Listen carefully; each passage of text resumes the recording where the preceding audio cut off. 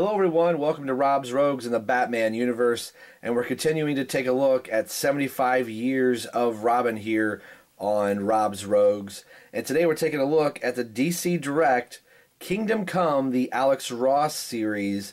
This is Red Robin, and I believe this is sculpted by Tim Bruckner, who did a really good job on the sculpting and the creation of this figure. This is Series 2 from the Kingdom Come line, I believe, if I have all my information correct from the internet, because, you know, the internet is never wrong. This Wave 2 series came out in 2004, again, I believe. I hopefully have the correct dates here. Series 1 was 2003, and then Series 2 was 2004. So this goes back into a time where there is very little articulation. I believe that he only has 7 points of articulation. So you were usually just stuck with the way that they posed them. It was just simple arms, head, and leg movement. Maybe a rotation somewhere in a glove or something like that, but just very, very minimal. Sadly, this is a comic book that I have never read. Now, there was a time when stuff like this was coming out that I looked at it as it was an Elseworld, and it kind of is an Elseworld story. And I really wasn't interested in something that wasn't happening proper in the DC universe. And then people would say, oh, but this happens way, way, down the future. Well, at the time this came out, Tim Drake wasn't even around. He was just in the early stages, I think, of being created.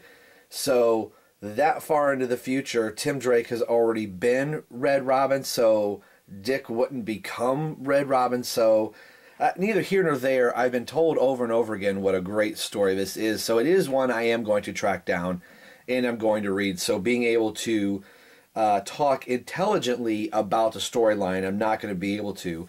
I don't have the box here. I picked this up from a seller on Facebook. Steven Schwartzman, thank you very much, sir. He had a really great deal on him. He's like, well, he doesn't come with any box or anything like that, no accessories. He didn't come with any accessories when he was first released, but he did throw in a DC Universe Classics Superpowers base for him to stand on, which I don't know if the original release had a base, but that was really cool of him to send along with it. And even if I wanted to give him a bow staff or a batarang or something like that, his left hand is open. I can open-handed, so he couldn't hold on to anything if he wanted to. So I'll show some pictures of the box art right here. And here's a picture of the box art right here. It's kind of hard to find some clear images since this is an older figure here. And I also decided to throw in a couple images from the Kingdom Come storyline as well. I thought these were some pretty cool images here. You can see Red Robin, Dick Grayson there. And then this is a little bit of a description from Alex Ross himself. And he said they don't actually refer to him as Red Robin in the story, which I thought was kind of interesting. And here's a overall group shot. Okay, there was the box, the front and the back. The little read-up that was on the back of the box goes as follows. With the horrific fears of superhuman conflict becoming imminent, Dick Grayson, the original Robin, reemerges as the formidable Red Robin, relying on martial arts powers and formidable arsenal of gadgetry. So they had to say the word formidable twice in their little write-up. So I won't go any further into the story. I was really happy that Tim Drake chose the guise of Red Robin after the Batman R.I.P. series where Batman was lost in time. So I thought that was kind of cool. It kind of fit in with Tim's persona.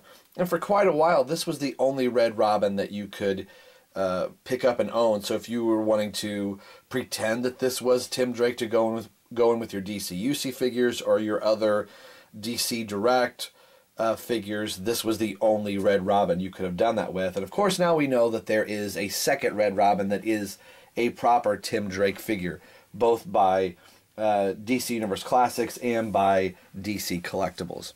So let's take a look at the Alex Ross inspired artwork that Tim Bruckner worked with. And I also put pictures up there from the comic series itself so you can kind of see. The face is done really well. It has that Alex Ross look and feel. And there were some complaints between Series 1 figures that the figures really didn't represent Alex Ross's art very well. They kind of looked generic. So DC Collectibles, DC Direct back then, it was really kind of listening and went probably back to Tim Bruckner and said, we need to try and make these look a little bit more like Alex Ross. And I think he did a really, really good job. And the cool thing about Alex Ross, he used a lot of his friends as models for the superheroes that he was drawing and painting and things like that. So who knows who this actually really is under here. We know it's Dick Grayson, but one of his friends. It would have been kind of cool to see the model. And I'm sure maybe somebody out there knows where you could find the images of Alex Ross's friends being the models.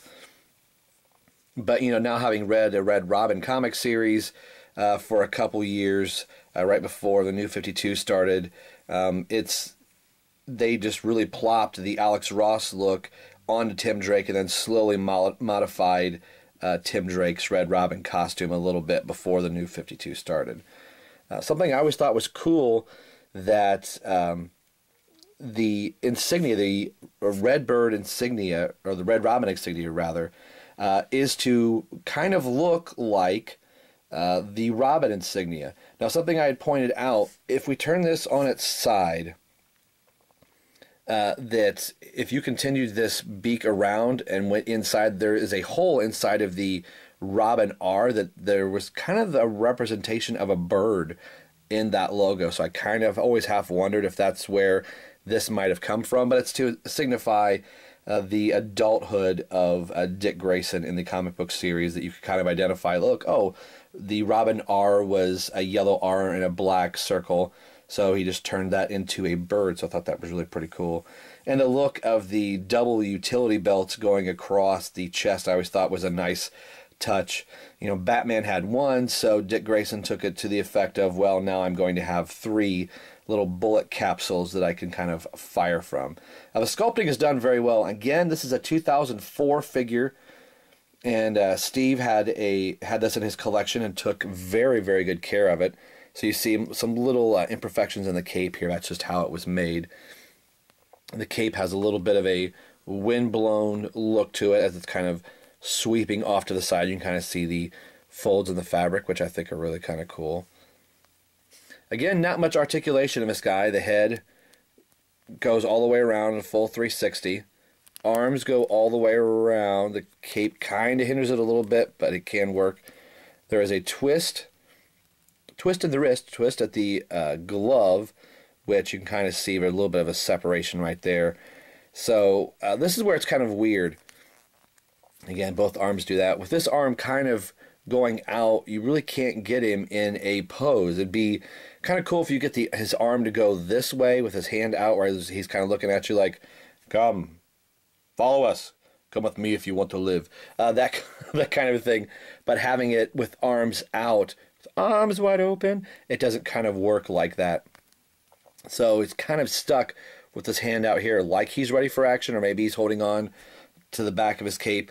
No twist or ab crunch or anything like that. The legs are on the old DC Direct swivel, so if there was any type of a vehicle or a desk you wanted to get him to sit at, he can't do it because he's got funny bendy leggies.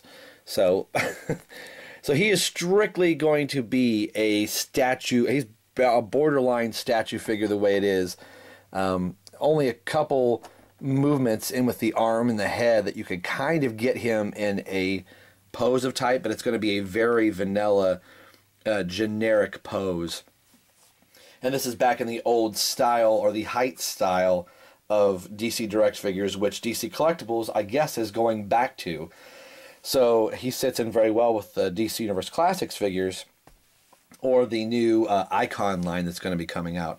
So let's take a look at the 3 other Red Robin figures that are currently in existence. Here are the other 3 Red Robin figures that you can currently pick up. We have the DC Universe Classics line here, which was actually technically the All-Star line. That is the first official Tim Drake Red Robin figure. And then we have the new 52 Tim Drake Red Robin figure released last year, and this, I believe this was 2 years ago, if I remember correctly.